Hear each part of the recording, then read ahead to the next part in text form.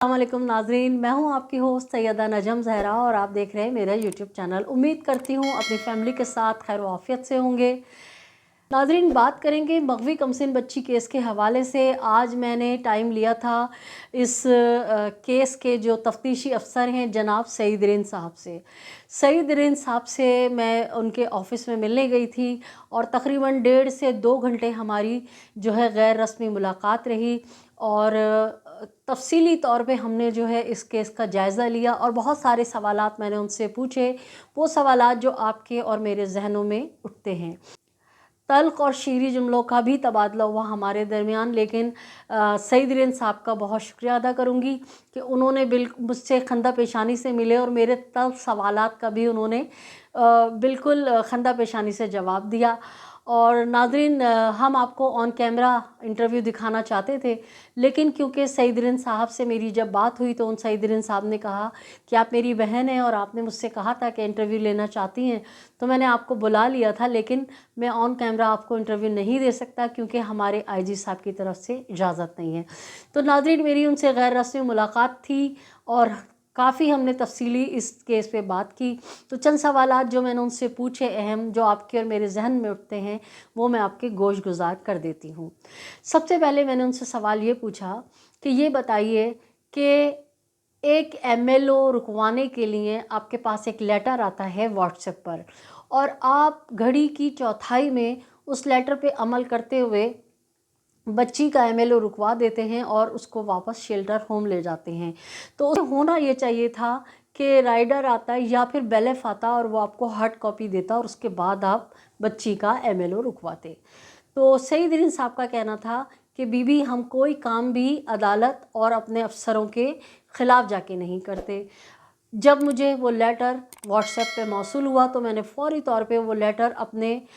अफसरान को जो है फॉरवर्ड किया और मेरे अफसरान ने कहा कि आप एमएलओ को रुकवा के और बच्ची को शेल्टर होम पहुंचा दीजिए, ये हाई कोर्ट का ऑर्डर है। तो मैंने फ़ौरी तौर पे उस पर अमल किया, बच्ची का एमएलओ रुकवाया और फ़ौरी तौर पे उसको शेल्टर होम पहुंचा दिया। मेरा उनसे अगला सवाल था कि सईद साहब, क्या वजह है कि मुल्ज़िम ज़हीर शब्बीर निकाह खान और जो गवाह है उसको आप इंतहाई प्रोटोकॉल में प्रोटेक्शन के साथ लाते हैं और ले जाते हैं, क्या वजह है?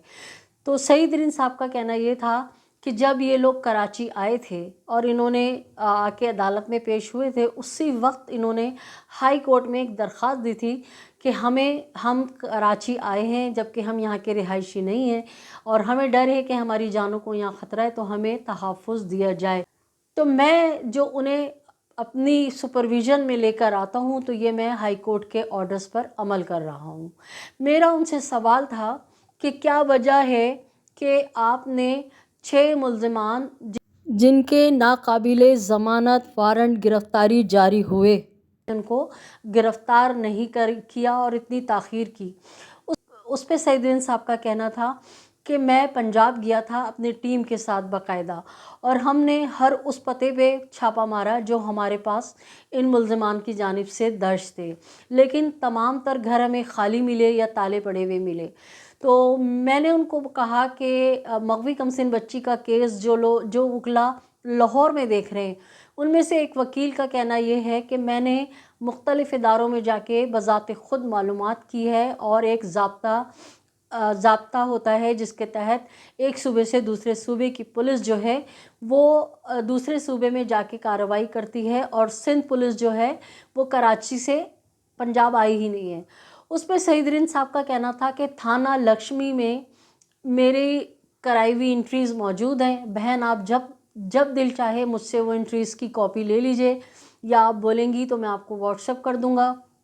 और उन एंट्रीज़ को जो है आप जाके चेक करा लीजिए कि हम पंजाब गए थे या नहीं गए थे। और दूसरा, नादिया घी मील्स होता था एक जगह जहाँ पे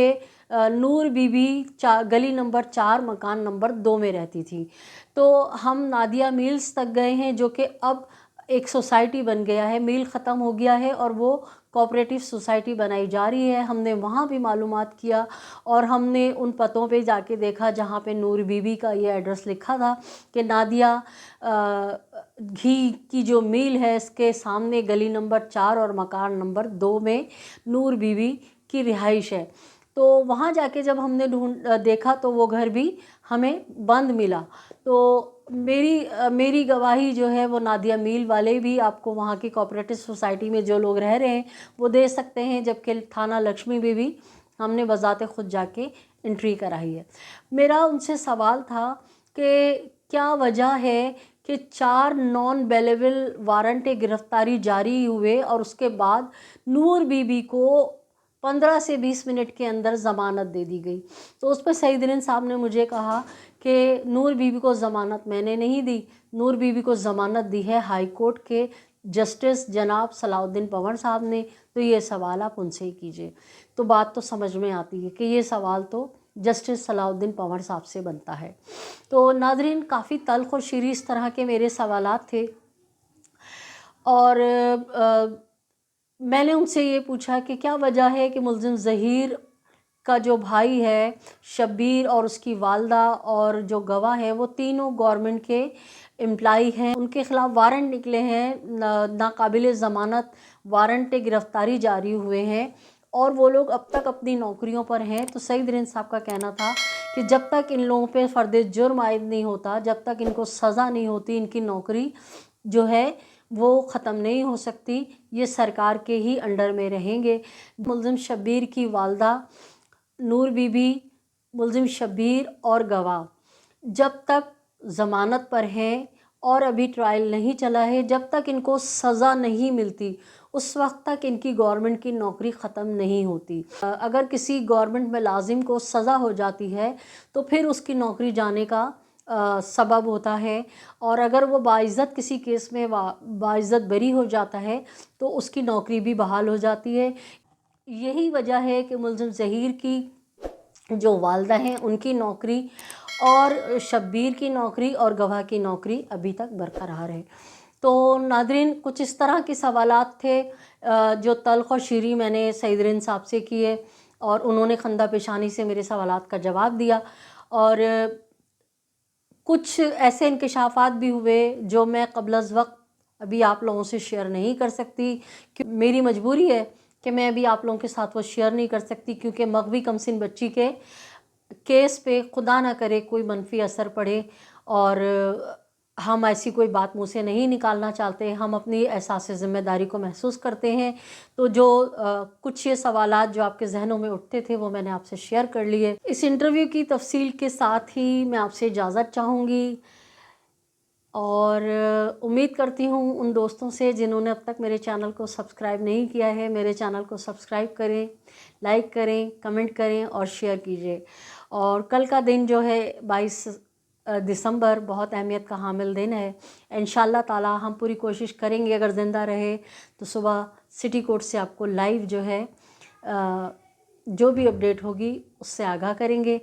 اپنے اطراف میں بسنے والوں کا بہت سا خیال رکھیے گا، خوشیاں بانٹیے، خوشیاں سمیٹیے۔ اجازت دیجیے اپنی ہوسٹ سیدہ نجم زہرا کو۔ اللہ نگہبان، پاکستان زندہ باد۔